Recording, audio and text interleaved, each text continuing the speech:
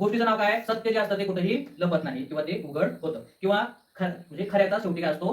विजय असतो. म्हणजे जे खरं आहे ते कधीही काय होत नाही? पराजय होत नाही किंवा लपत नाही, ते समोर सगळ्यांच्या येत असतं. या आधारावर आपली गोष्ट आहे. या गोष्टीमध्ये एक ब्राह्मण असतो.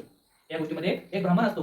तो ब्राह्मण काय करतो माहितीये? ₹1000 त्या ब्राह्मणाकडे ₹1000 असतात आणि तो ब्राह्मण काय करतो? शेठजी म्हणजे त्यावेळेचे काय असतात? सोनं वगैरे असतं बघा. त्या लोकांकडे आपल्या गावातले लोक काय करत असतात? पैसे वगैरे काय असतील तर ते ठेवत असतात. सोनं वगैरे आपल्याकडून काही घेत असतात. मग त्या ब्राह्मणाने देखील त्या शेठजीकडे काय केले? ₹1000 दिले ठेवायला. किंवा आता माझ्याकडे आले आणि तुझ्याकडे राहू दे. ज्यावेळेस मला पाहिजे त्यावेळेस मी घेईल. मात्र ब्राह्मणाला कधी पैशाची गरज पडत नाही. मात्र तो त्या शेठजीकडून कधी पैसे घेत नाही. असे भरपूर वर्ष निघून जातात. शेठजीला ब्राह्मणाने पैसे दिले असतात. या गोष्टीला भरपूर वर्ष काय होतात? निघून जातात आणि मग एके दिवशी ब्राह्मणाला खूप वर्षानंतर ब्राह्मणाला लक्षात येतं की आपण काही वर्षापूर्वी शेठजीकडे काय केले? ₹1000 आपण दिलेले आहेत. ते आपण काय करूया आता? ते शेठजीकडून परत घेऊया. मग तो ब्राह्मण शेठजीकडे गेला आणि शेठजीला काय म्हणाला की शेठजी मी तुम्हाला ₹1000 दिले ते आता मला काय करा? परत करा.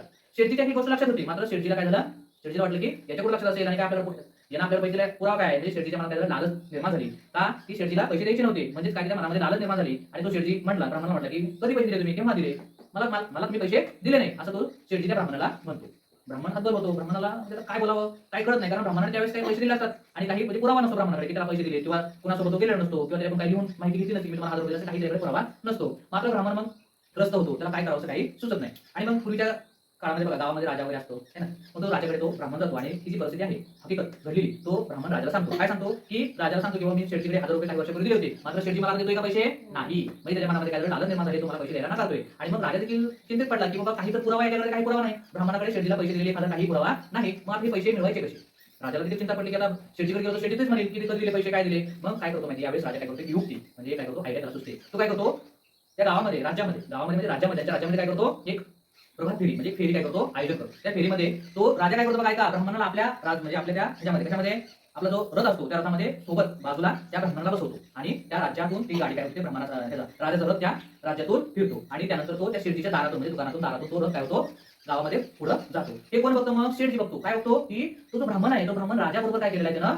राजाबरोबर तो फिरतोय म्हणजे ब्राह्मणाची राजाची चांगली ओळख आहे है ना. ब्राह्मणाची राजाची चांगली ओळख आहे. याचा अर्थ जर त्या ब्राह्मणाने राजाला सांगितलं की शेठजीला मी ₹1000 दिले तो मला आज काय देत नाही.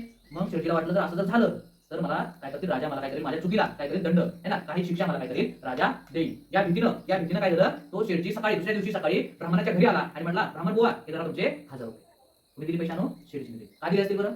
कारण त्याला भीती होती. जर ब्राह्मणाने राजाला सांगितलं की एक असे ₹1000 माझ्याकडे आहेत आणि मला काही देत नाही, तर त्या शेठजीला वाटलं मला राजा काय करेल? शिक्षा देईल, मला काहीतरी दंड लागेल. त्या भीतीनं तो शेठजीने त्या ब्राह्मणाला ₹1000 देऊन टाकले. मग तात्पर्य काय?